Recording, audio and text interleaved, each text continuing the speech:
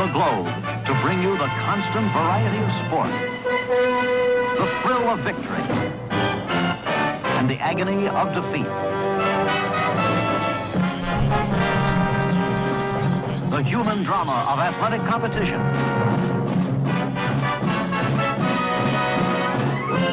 This is ABC's Wide World of Sports. Brought to you by Lincoln Mercury. Nobody has more kinds of cars or more kinds of people. See them at the sign of the cat.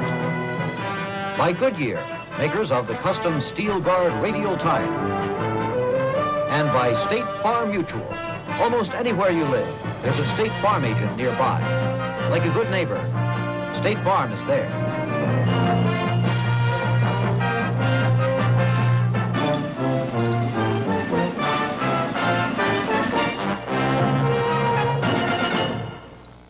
To a trip to Asia. Micah Parsons has been all in this offseason. On the field, it's the same approach. Parsons just one of 3 players since sacks became official in 1982 with 40 sacks and 200 tackles in his first 3 seasons. Look at the list he joins. Hall of Famers and the late great ones. Reggie White and Derek Thomas. Not many people can wreck the game like Micah. How would you define what a game wrecker is? A game wrecker is a person, the offenses put that circle around you and saying, this is a guy that we have to stop. Back to throw, look at, he's chased. Parsons has got him again. You have to take over the game. You have to make people fear what you are.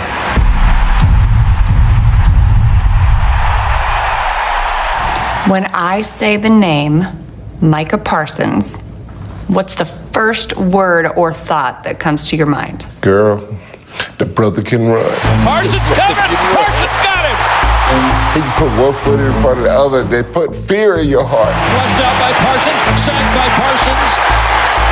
He has to work on a couple other things. Such as? His inside move and his power move. But let me tell you, when he turns that corner and that offensive tackle starts leaning, he throws them across like a sack of potatoes. I'm amazed with some of the moves he makes. Let's go! It's almost like if you got a rubber band and you sort of pulled it back as far as you can, like a bow and arrow, and you just let it go. He did that every play. Is there a play that comes to mind that really defines Micah Parsons as a game wrecker?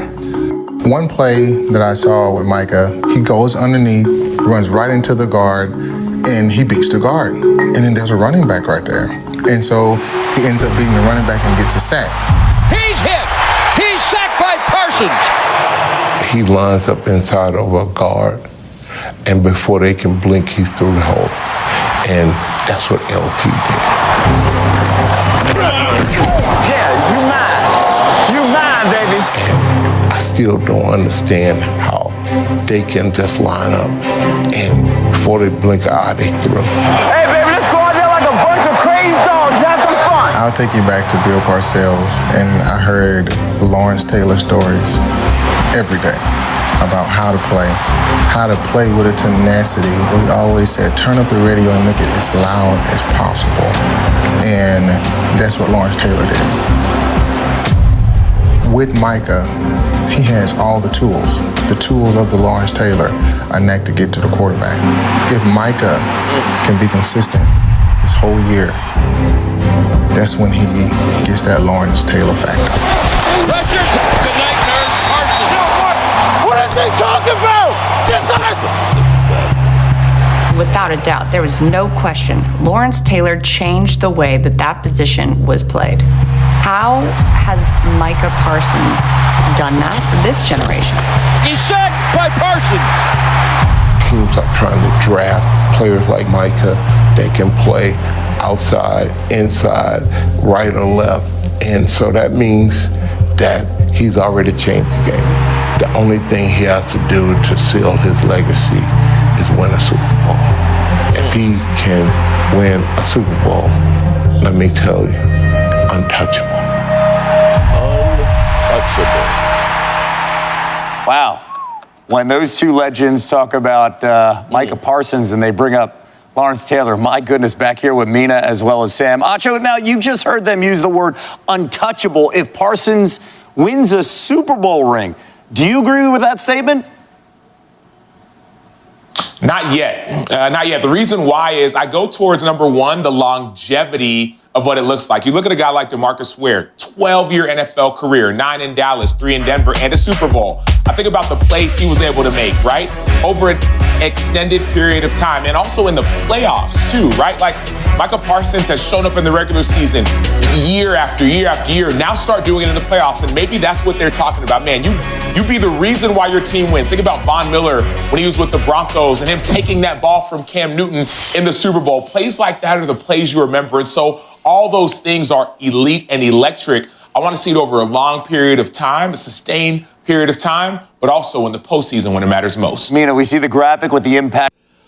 What's up, good people and assholes? Mark Holmes here, and as always, I want to say thank you all for watching, commenting, subscribing, and being part of the Joe Boo Sports Report. Without you guys, as well as you ladies, you know that this literally does not work. I hope everybody's having a great day. Forgive me for all of you great fans that have been out there. Over 116,000 of you guys, as well as you ladies who have subscribed to the channel. I appreciate each and every one of you guys. But I want to address one jackass coward right there. Mark sacrifices chickens. You know what's funny is every single day I put myself out there like a grown-ass man. I take shit from people doing what I enjoy doing. And it doesn't matter what I say or what I do. People are going to criticize that have no sense, no decency, no wavels. No wavels. None. You're not even brave enough to put your own damn name out there. You're a whiny little bitch that all you can do is talk about others because you can't do your damn self. I'm amazed at how many people are so butthurt because I ended up doing like a remake of ABC's Wild World of Sports. And if you actually have seen or old enough to actually have seen it, you will have seen a ski jumper literally crash and roll off of the jump. That guy who admitted that he was not a great ski jumper was thankful because of that clip that was put on every Saturday on ABC's Wild World of Sports, because that clip made him famous. And I am amazed that Eagle fans, the same people who literally watched Michael Irvin break his neck on the field, cheered, are now upset because I put a picture of Jalen Hurts getting up off the field, the agony of defeat, after he got sacked by Michael Parsons. You know what? In my day, they used to say, sticks and stones may break my bones, but names will never hurt me. And it's amazing how I can get hate from people who are so cowardless. Cowards. You know what? I got no problem with anybody saying to me, but look at me, look me in the eyes. At least be man enough to put your name to it. At least be man enough to come to me, as opposed to hiding like a little bitch. There you have it.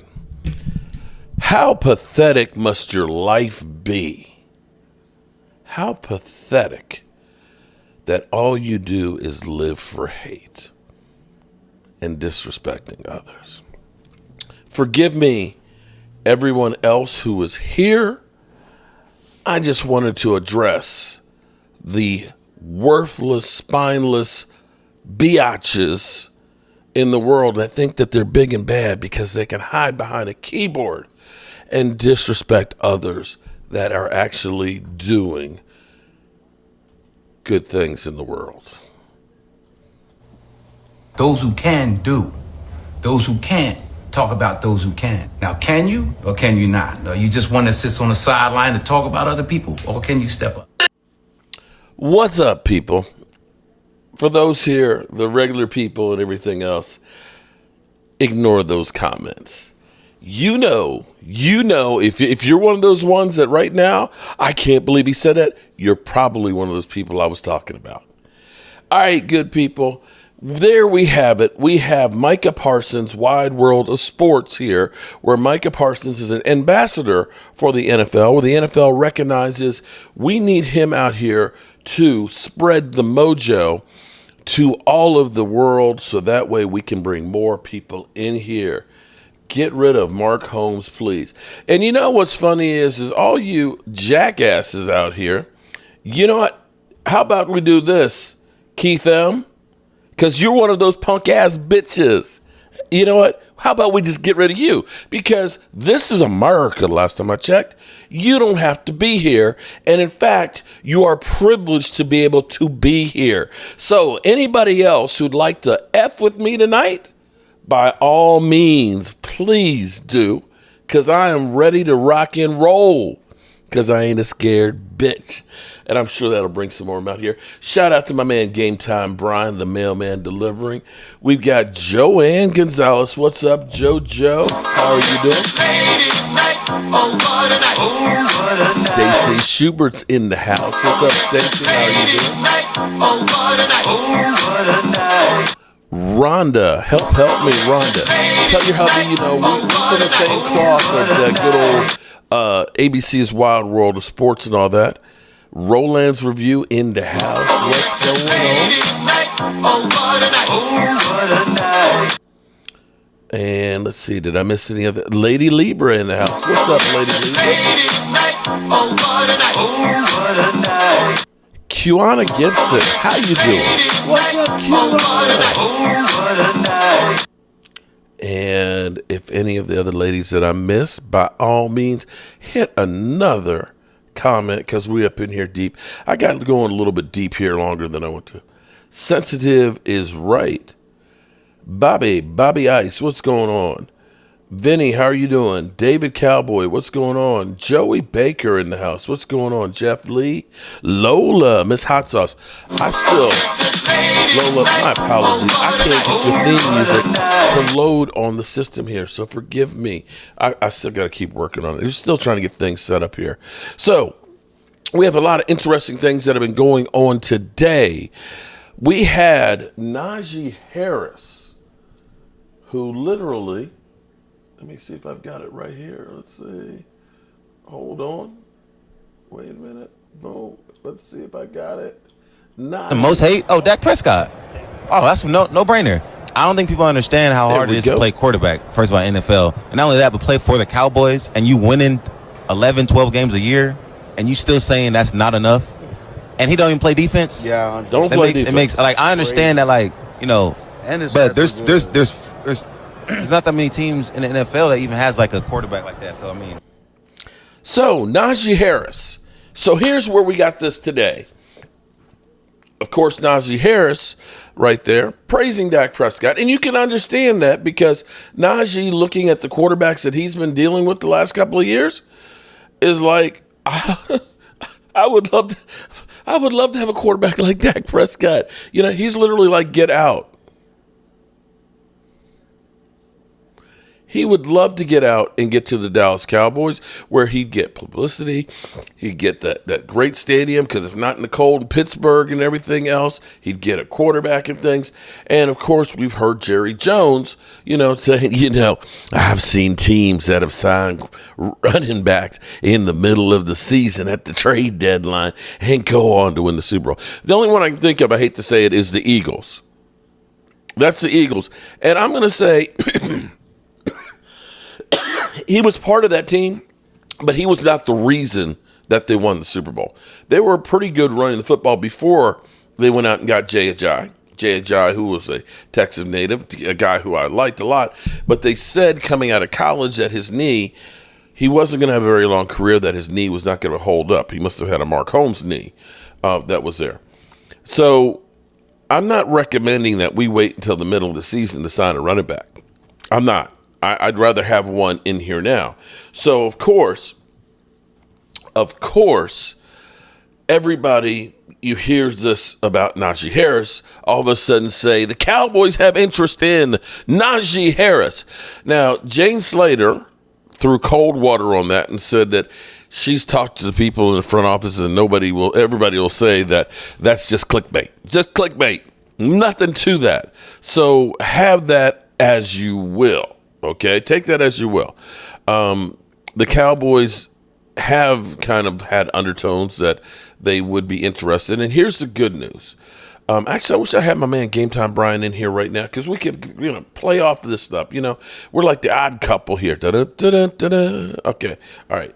Anyway, the Cowboys, actually, as bad as things are, I still believe, everybody's like, the Cowboys are blowing it up. This is not really blowing it up. If this is blowing it up, then they blew it up 2 years ago.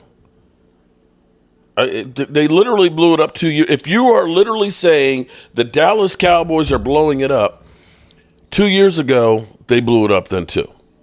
They let go Amari Cooper, your number one receiver, let go Cedric Wilson, number 3 receiver. They let go Lyle Collins, starting tackle. They let go Connor Williams, starting guard. They let go Randy Gregory. Randy Gregory. So you can look at that and say, look how many starters they let go right then and there. That they were literally setting Dak Prescott up for failure. The exact same things they say right now. But I look and I say, Tyler Biadasz, because this is what I get for, you let go all these starters, man, right? Ron Simmons, Super Bowl. Okay. Jordan Love, Cowboys daddy. Ghost, it's coming. Okay. Cool, stop rain in the mid-60s. Hey, daddy, it was one game, D. Good point, Mark. What's up, Chris May? How are you doing? Loves my Cowboys Nation sister stars rule the world. If I ruled the world, I'd love all the girls. I'd love them. Okay, I'm sorry. Going back to Curtis Blow. Okay. Hit that like button. Shout out to you on that one. Appreciate that one, David. Hey, Daddy, 35. It was one game. We need a running back that will get one for damn sure. Well, here's the thing. I know I'm the village idiot, okay?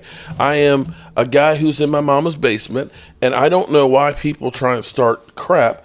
I was actually earlier watching Mike Fisher's live stream, and people were saying Mark Holmes has said this, and it's like, I didn't say, what are you talking about? That Mark Holmes said Dak Prescott's contract is in. I never said that. When did I say that? I ain't never said none of that. I think a lot of times people, those whiny little bitches that are scared of their own shadow, hiding in their mama's basement. And a shout out to Walker Wade with the super chat. Appreciate that, my man. You're right. It's not a party unless it's a Wade party, when Wade does a super chat. Appreciate that. So the Cowboys, as much as we want to see the shiny new pieces, we want to be the Miami Dolphins to say, we got Odell Beckham Jr. Oh, we got him signed. Oh, my God, we got the one-handed catch. And Odell. No, you don't.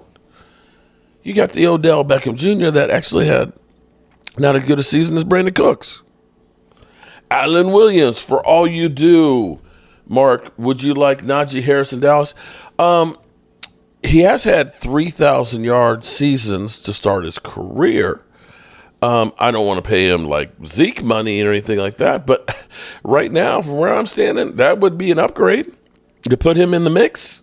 Now, Vinny, yeah, I got Mike Fisher's number right here in my phone.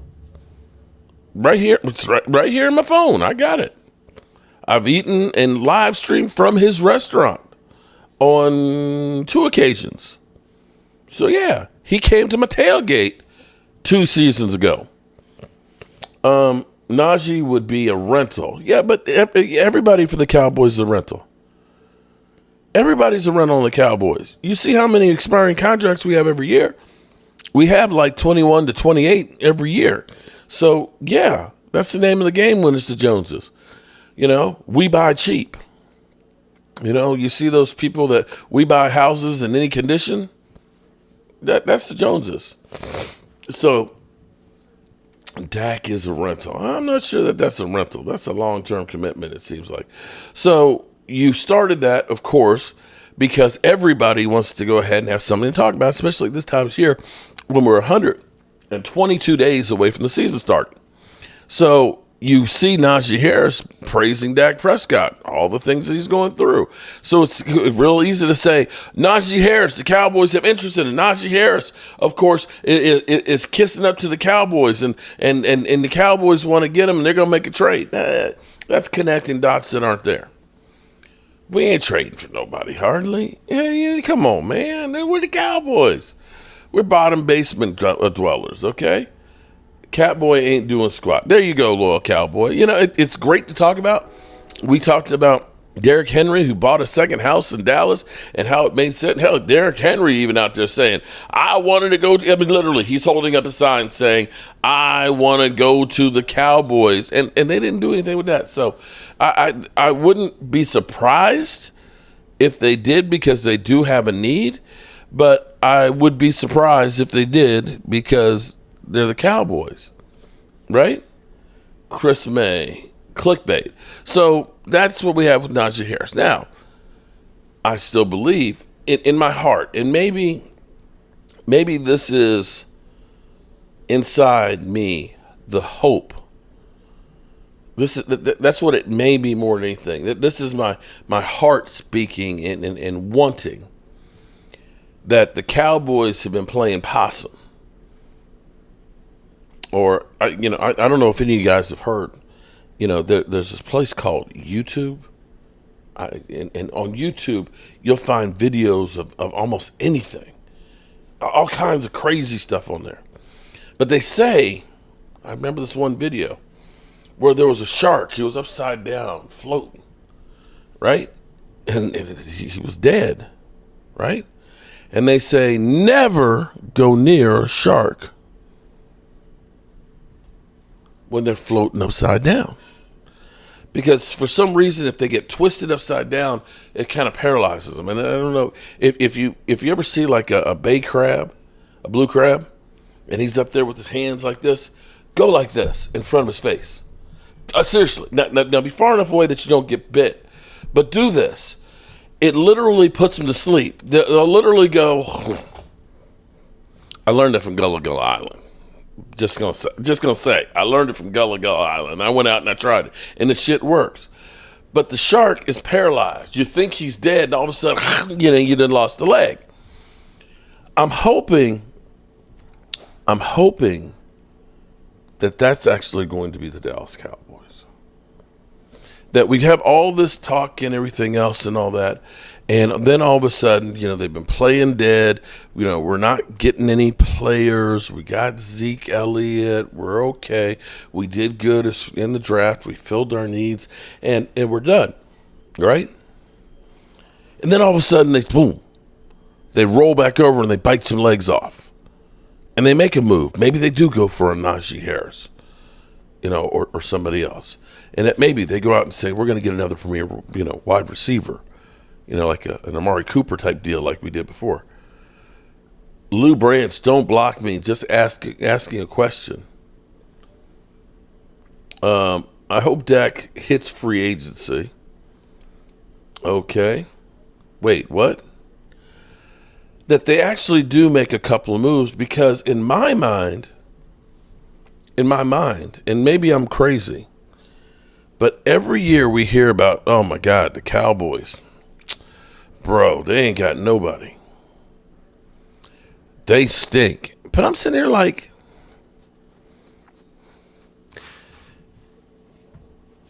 didn't we have like Diggs, who was really good? Playing cornerback, right? Didn't he like have more interceptions in a season than like anybody this decade. I mean, this century, right? And then that guy gets injured. And didn't we have a guy like Deron Bland who came in and literally had more pick sixes than anybody ever in the history of football? Didn't they play pretty good? I know Micah Parsons got most of his sacks early, but it seemed like that guy actually played pretty good for the most part. Needs some more people around him, but didn't he play pretty good? And didn't D-Law stay healthy, and wasn't he a pretty good run stopper? I was like, okay. And as crazy as we talk about the offense, yeah, we lost an aging offensive tackle, and we lost a center who usually got bullied, but we're bringing back the wide receivers that actually, led the league in receptions. We got a new all-pro guard who's only going in his third season and hasn't been injured. And we got another all-pro guard. I'm like, you would think the way they talk about us that we were like, I don't know, the Arizona Cardinals. That we had literally, like a 3 or 4 win season. I'm just looking at this. Because when we let go of Amari Cooper and everything, when we let go of starting offensive linemen, they said, oh, my God, the Cowboys are going to be terrible. But then Terrence Steele stepped up and got himself a big contract. Dorrance Armstrong, everybody's opining for, he stepped up to replace Randy Gregory, right? So why are we looking at this like we don't have these guys that they know about in the system that are ready to step up? Am I crazy? But I feel like as I look at this and say, if you do get another good running back that can get more than 25 yards in a playoff game, if you do get a big defensive tackle, like say a rotational guy, like a Calais Campbell. And I'm happy to see that some other people have been talking about that this week. I was talking about it last week. Just saying, the guy from his mama basement was talking about Calais Campbell. Now others are talking about Calais. But if you can get a guy who, picks up 6.5 sacks and about 30 tackles and can be a mentor and is a big body that's good at stopping the run, isn't that better than, say, Dante Fowler? Isn't that better than, say, Hankins? And these are kind of moves that typically the Cowboys make, right? Am I wrong on this? I'm asking for a friend. Big Bob Gibson checking in on. Hey, I'm checking in on you, bro. I'm doing good, man. I'm doing good. I'm just bitch slapping these punk ass bitches. These nameless asses that want to come in and be Billy Badass and are too much of a punk to even put the name on it. That's where I am. And I haven't seen too many of those, Mark Holmes sacrifices chickens since that early response. They're probably out making a video right now as we speak. Mark, chill, fly, Eagles, fly. Okay, I'm just getting warmed up for Dan Salio's show. Don't let him get to you. Oh, no. See, actually, my mom always used to say, tell the truth and shame the devil. Shame the devil. That's what I'm doing. I'm shaming the shameless out there, okay? Yesterday was what, Jeff? Regina Green. What's up, Regina? How are you doing? Oh, man, the Eagles. Oh, my God. I timed out that Mark sacrificed chicken jackass. We don't need no more old timers. Let's stick with the draft and the youngsters. But see, here's what you need, Mark. Mark, you actually need a mixture of the above. You need some veteran presence to help teach and mentor the next generation. Didn't he rank Dak at 6 and Hurts at 15? Didn't who rank him there? They put some time in those quickie stalker names. Yeah. Mark, is Dak a top 5 quarterback? A guy who literally was 2-time runner-up of MVP in the last 3 years twice. You got to put him at least in the top 10, bro. You got to put him at least that far. We'll see where he goes this year. But I look at it like Brock Purdy, and Brock Purdy had what you think about? Okay, let me say this much, because I was getting ready to get on to Dak Prescott right now. Here's what's crazy, and I'm going to ask, this is a serious question now. If you are a team, would you rather have just CeeDee Lamb, or would you rather have Deebo Samuels and Brandon Ayuk? Okay? It's a real question. Or if you're a quarterback, where do you think you're going to be more successful? If you have just CeeDee Lamb, who, because he is getting the lion's share of all of the attention, is going to probably face double teams all the time, or having Deebo Samuels and Brandon Ayuk, which is going to be hard to double cover both of them. You have to figure one of the two is always going to get open. Right? Right? 2 is better than 1 any day. All right. So check this out. Oh, bro. Hey, bro. Go ahead and make another profile, man. Go ahead and make another profile, because you're out, okay? Bro, I blocked you. Not anybody else. I blocked your ass, okay? So go out, you punk ass that's got nothing better to do, come up with another one, come up with another name, and come on back. And when you come back, act like you have some sense. How about that? Here's what's kind of interesting. CeeDee Lamb had 135 receptions from one Dak Prescott, right? Without having a Christian McCaffrey, the best running back in football last year, without having a Kittle, right? If you take all the receptions from Deebo and all the receptions from Brandon Ayuk, that's the exact same number of what CeeDee Lamb got. Think about that for a second. Production from Deebo Samuels and Brandon Ayuk, you got the same production from just CeeDee Lamb. Now, I got people out here saying, man, don't sign these guys, man. They suck, man. Just get rid of them.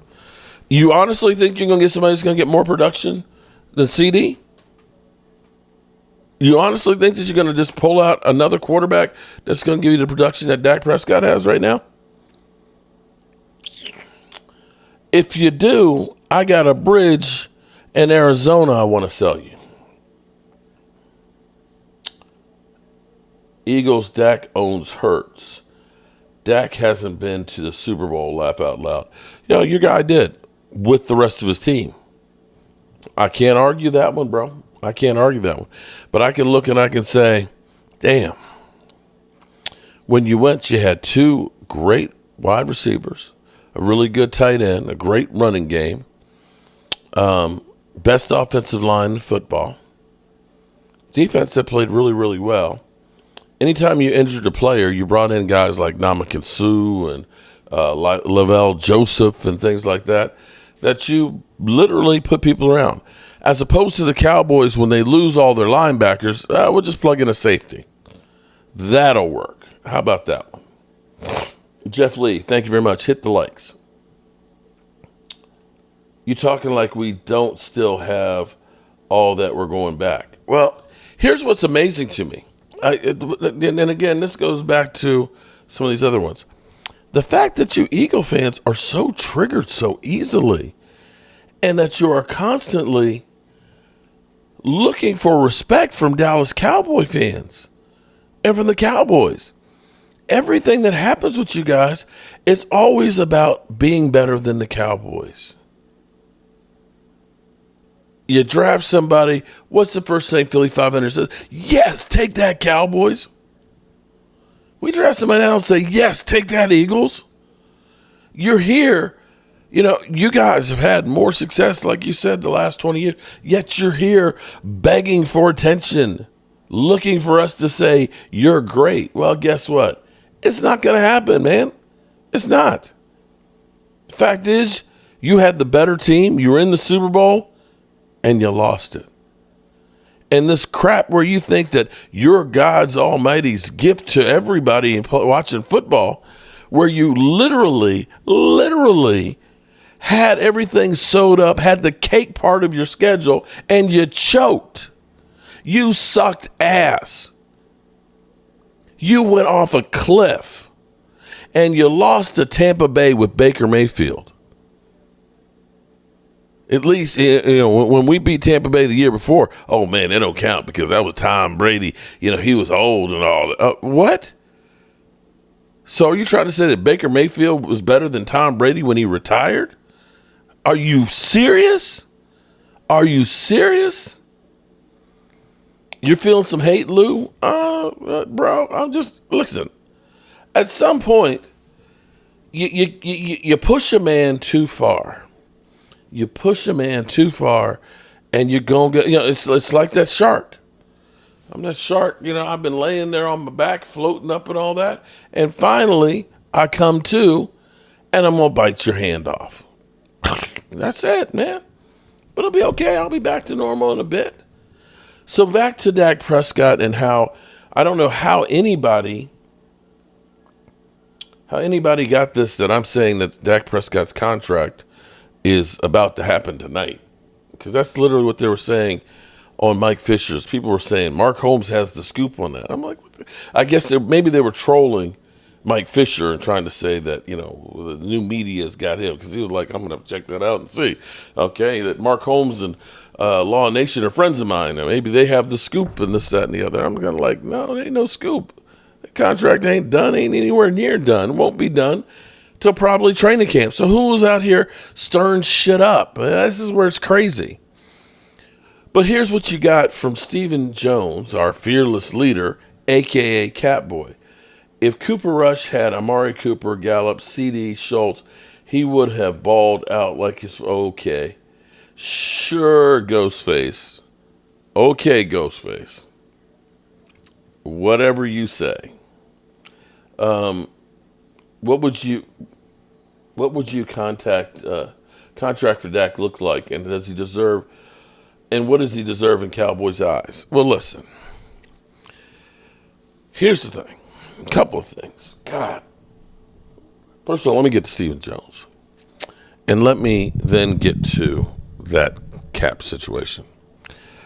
Stephen Jones, who went on Mad Dog Radio, said it's a priority to get Dak Prescott's contract done. Okay? Priority. We want to get it done. Talk is cheap. Actions actually mean something. He then went on to say, absolutely, I totally think Dak can lead us to a championship. He does everything the right way. He's certainly the leader of this football team. He keeps everybody motivated in the offseason. And I want to say something to you guys, all of you people that say he's trash and he's ass. When you see Dak working out in his backyard with the other players, and you've seen like how already Brandon Cooks seems to be on another level as far as that relationship goes. When you start seeing some of the off-the-season events where they go fishing and doing all kinds of things together, that extra work pays dividends as far as where they start out the season and things. I'm not going to say that the Cowboys have had a lot of success in the playoffs, but I think part of that is because we are. I mean, this is. Let me say, this is what I believe the problem is. We have always been very, very top heavy with like 7, 8, 9 players. That we have some of the players that are some of the best in their position. But the problem has been is a lot of times when we get past that first layer, that's where we have problems. Leighton Vander Esch got a lot of trash. Leighton Vander Esch was a very serviceable, decent linebacker. But when you lose Leighton Vander Esch, we're putting a safety in at linebacker, guys. You can't have a 207-pound guy and think that he's going to be able to stop a running back. You just can't. When you lose Tyron Smith, it was Chaz Green. And then at some point it was Jason Peters at 40 years old who couldn't play more than 20 plays. Or Chimo Igoda. When you go from having a great player to a guy who is below average, you're going to have a major drop-off in production. And that's been the Cowboys' problem more than anything else. It's not that Micah can't play. It's not that Dak can't play. But when your running backs get banged up by the time playoffs get here, when Tyron Smith has been through, Tyron Smith issues, a bad back, bad elbow, bad knee, he's out on the field, but he's put together with duct tape and just trying to get through. You're not as strong a team as you are when you are healthy. And that, to me, is the fatal flaw of the Cowboys, is we don't have that depth that can absorb losing those players and those injuries. That's just my thing on it. You can call me an idiot. You can say we're chokers. And we'll get on to Micah Parsons, what he said about that. Stephen Jones believes that Dak Prescott is good enough to lead them to a Super Bowl. And if the Cowboys were to surround Dak Prescott with talent like other teams have, or sell out on their defense like other teams have, you'd have a good chance at it. But sometimes even that's not enough. See 49ers and Eagles, that they had two of the best teams in football. They got all the way there, and they couldn't close it out. But in my heart, I'm hoping that the Cowboys say, damn, 49ers got problems with their wide receivers. They're probably going to lose one of them. And they're going to have the Super Bowl hangover.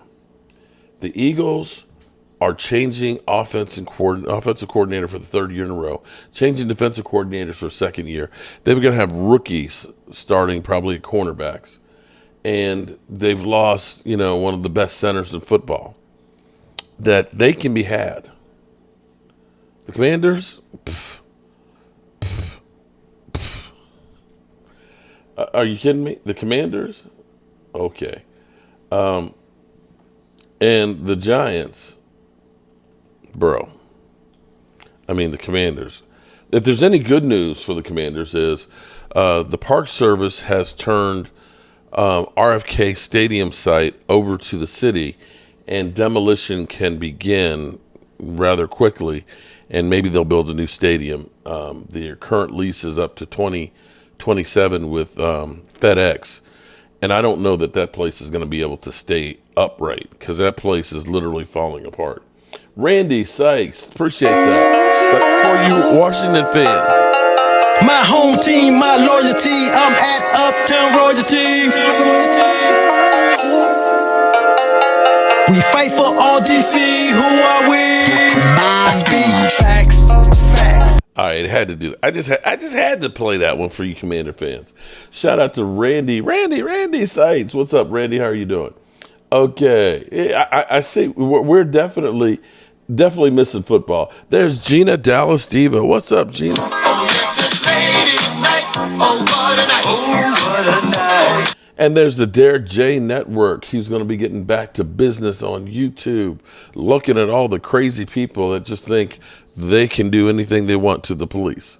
All right, so back to Dak Prescott's contract and things.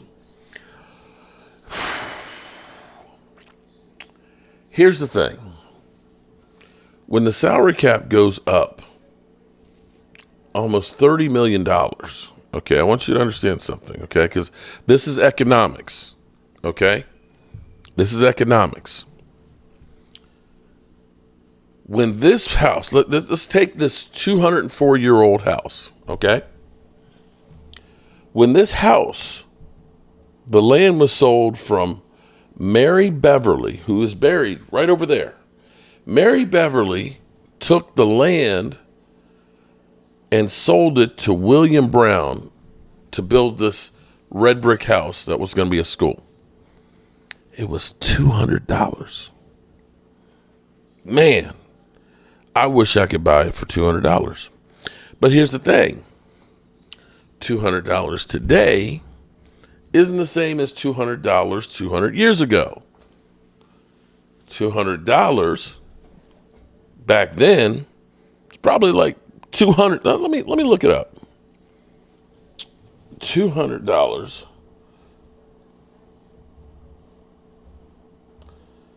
in 1820 versus now. Okay, I'm just curious.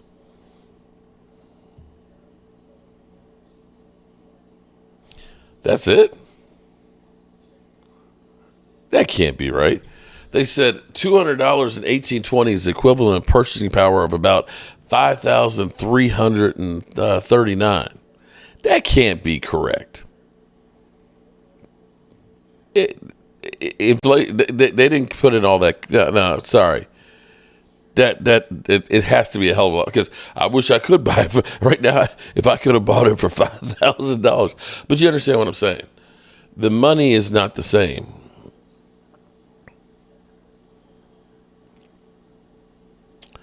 Today's dollar only buys 3.7% of what it could buy back then. Okay. I still think it would be more like 200,000 for. Well, no. I'm wrong. I'm actually wrong. Or no, we're both wrong, because the lots right now are about $40,000 now. So actually, it's not as much as I would think, but it's more than what they said. How about that? And the same thing goes through when we're talking about quarterback compensation. Think back to 2018 or 2019 when Kirk Cousins went to the Minnesota Vikings and got a fully guaranteed contract of $28 million. That was only like 5-6 years ago. Now you have quarterbacks that are paid, Joe Burrow, $55 million. But the salary cap has gone up like $60 million. So you're still looking at that same range. So the inflation number percentage from the year before ended up being about $7 million. So when you hear $60 million in your mind, you're like, oh my God, $60 million for Dak Prescott. That's crazy. No quarterback should make that. But here's the thing. That is on par with what the inflation would be if he was being paid last year. $54 million last year is $60 million this year. Does that make sense? And see, here's where, for example, and this is where the Eagles are smart and they're stupid at the same time. They locked up A.J. Brown and Devontae Smith. They said to Devontae Smith, hey, man, we're going to give you $25 million a year, bro. Right? And he's like, yeah, man, $25 million a year? That's great. The only problem is he's not getting that $25 million a year until 3 years from now. 3 years from now, he's going to look at $25 million and say, dude, I'm getting screwed. I want a new contract. In the same way, when Zach Martin got paid as the second highest guard in football, a couple years later, it's like, wait a minute. I'm not getting paid enough because the money goes up. Okay? Now, what should Dak Prescott be paid? That's the question. That depends on the Dallas Cowboys. If the Cowboys are going to say, Dak, we want a team-friendly deal because we want to surround you with talent, then I look and say, okay, let's make this a longer deal for less per year. Let me give you flexibility to bring in another receiver, to bring in a running back, to bring in backups and things for the team. Then I'm looking and saying, hey, I'll take a $50 million a year deal. I'm okay with that. But if the Cowboys are going to be the Cowboys where they're going to pay everybody, or do we honestly? I'm asking this for a friend. When the Dallas Cowboys did the contract for Zeke after his fourth year, did he honestly deserve to have a $90 million contract?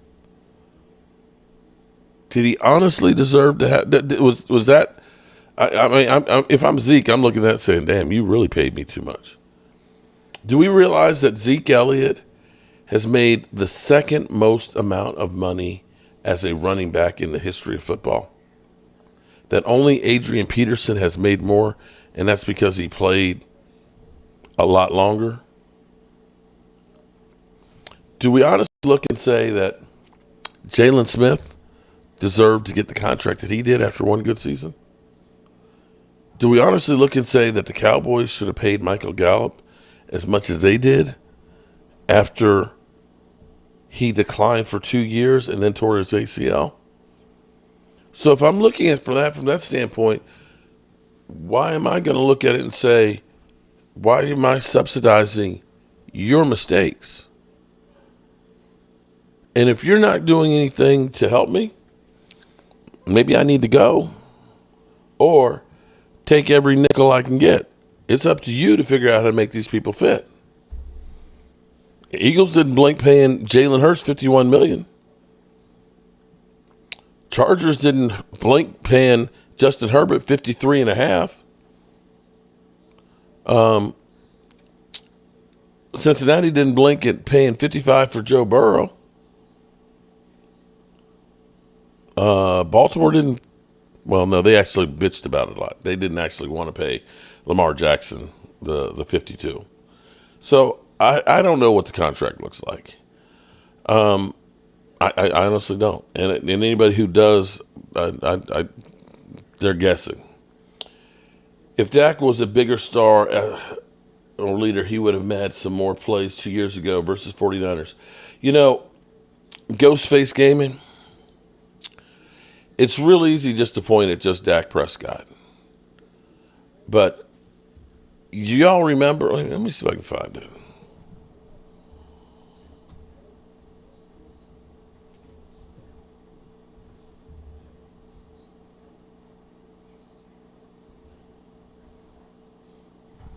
Let me see if I can find it real quick here.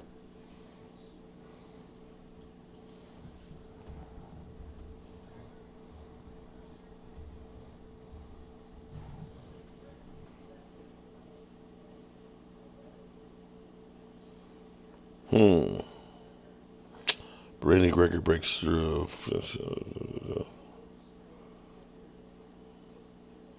No, can't seem to find it. But see, what people won't remember is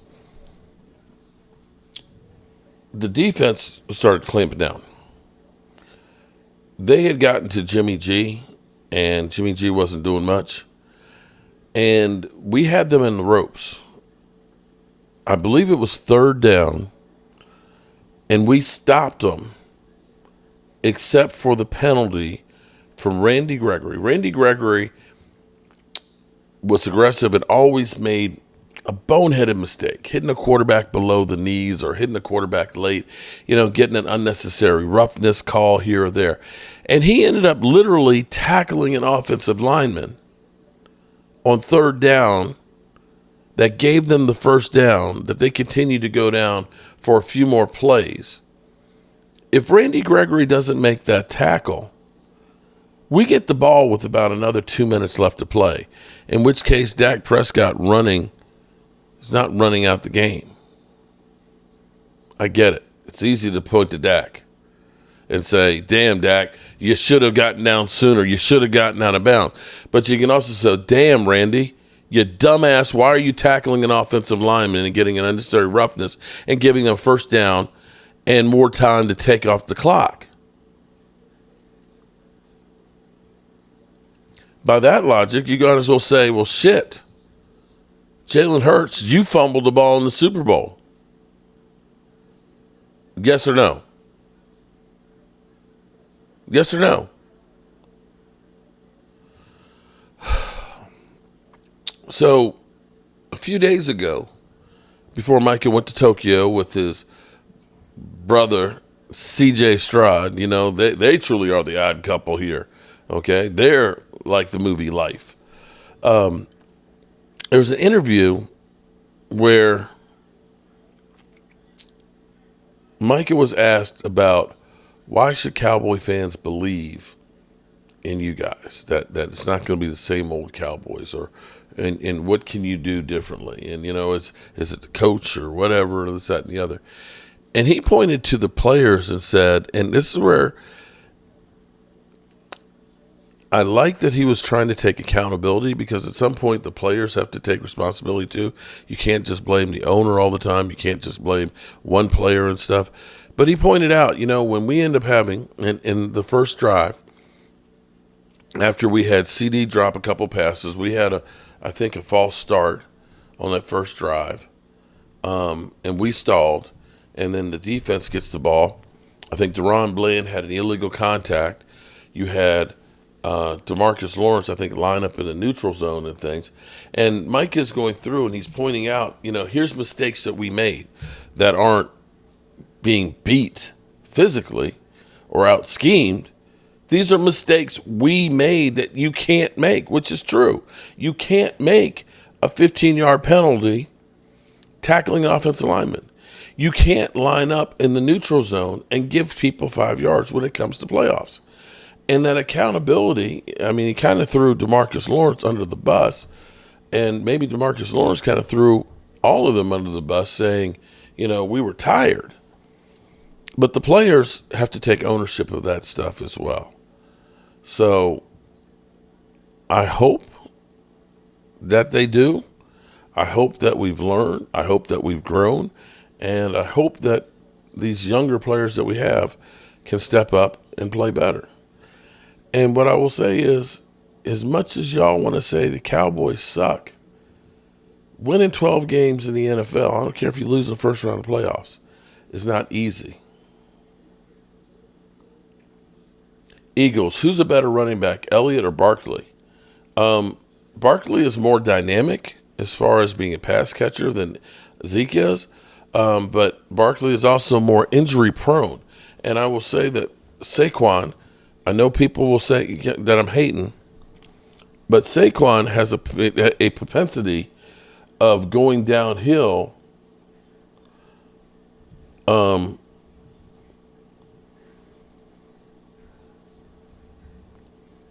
let me pull it up. Here's what's kind of crazy about Saquon is he goes downhill as the season goes on. And okay. Saquon averaged last year. This is kind of crazy because everybody's like, oh my God, they got Saquon. I know he's on a bad team and all that, but he averaged 3.9 yards a carry. He had 962 yards, about the same as Tony Pollard. Had 6 TDs. Now the thing is with Saquon was, that's not the game logs. Okay. The first game of the season,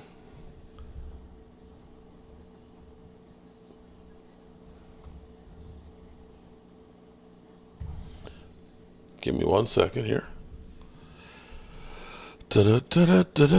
Okay. The early part of the season,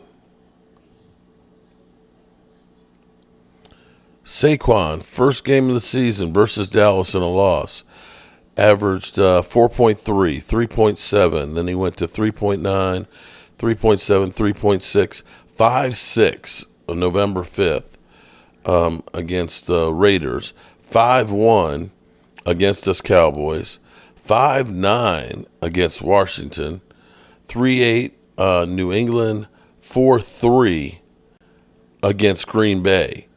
But after that, after December 11th, against New Orleans, 1.6. Against the Eagles, which the Eagles were not good. The Eagles' defense was not good. They gave up 3.5.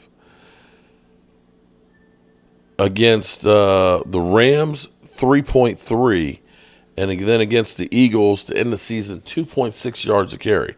So what you see with Saquon typically is he's really good the first half, and then he just tailors off. Now, I know the funny thing with you Eagle fans are, when you say something like that, you'll turn around and say, yeah, well, that's because he had to do everything. We're not going to use him that way. You guys sell You guys sell everything. When you got Kevin Bayard, oh my God, we got the best safety and it's going to go here. And you sign, Bradbury and all those guys and big place. Oh my God, this is going to work so good. They're going to shut you. I remember last year, listening to Philly 500 literally say that teams were going to get 0 yards, against the Eagles because you can't run against them. You won't be able to pass. This is going to be the greatest defense since when we had Buddy Ryan. Yeah. Okay, buddy. So we don't know what we don't know. Mark, don't talk about running backs. You have the worst running back lineup in the NFL history. Yeah, but you know what's interesting? Here's what's interesting. Did you know that Mike McCarthy in his time with the Green Bay Packers only had two seasons where he had a 1,000-yard running back? That Mike McCarthy, when they ran the ball the worst, had the most success. One of the worst years of running the football. And don't say it was Aaron Rodgers, because this was early Aaron Rodgers before he was throwing for 4,000 yards and 40 TDs and things. Because Aaron Rodgers threw for 31 TDs, 13 interceptions, and they ran the ball 3.8 yards a carry, and they won the Super Bowl. The years that Mike McCarthy has had over 2,000 yards running the football are some of the worst. No joke. Look it up. So you have to understand that this isn't the Tennessee Titans that are looking to have Derrick Henry running the ball and leading it. What Mike McCarthy wants to do is he wants to spread you out, and he wants to throw the rock to the open man. That's what he's trying to do. The thing that's funny to me is how people want to fit a narrative to how they view things should be done.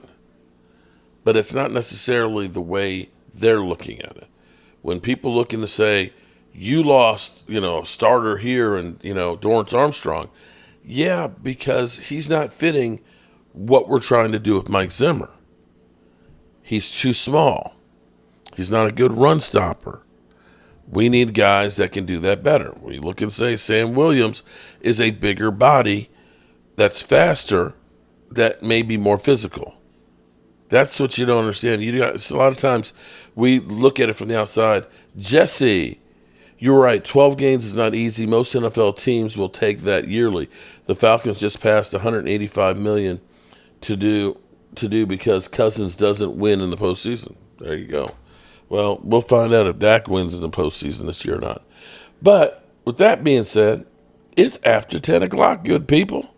We've been here. We've done kicked some ass on some trolls and talked a little smack and had a little fun. I enjoyed getting that off my chest. Of course, I know that the trolls will be like locusts descending on my channel and stuff, and that's okay.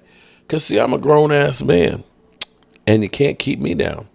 I ain't running. I ain't hiding. I'll be right here. As always, I appreciate you good people. Peace. Turn out the lights. The party's over. They say that all good things must end. Call it a night. The party's over. And tomorrow and next year start the same old thing again.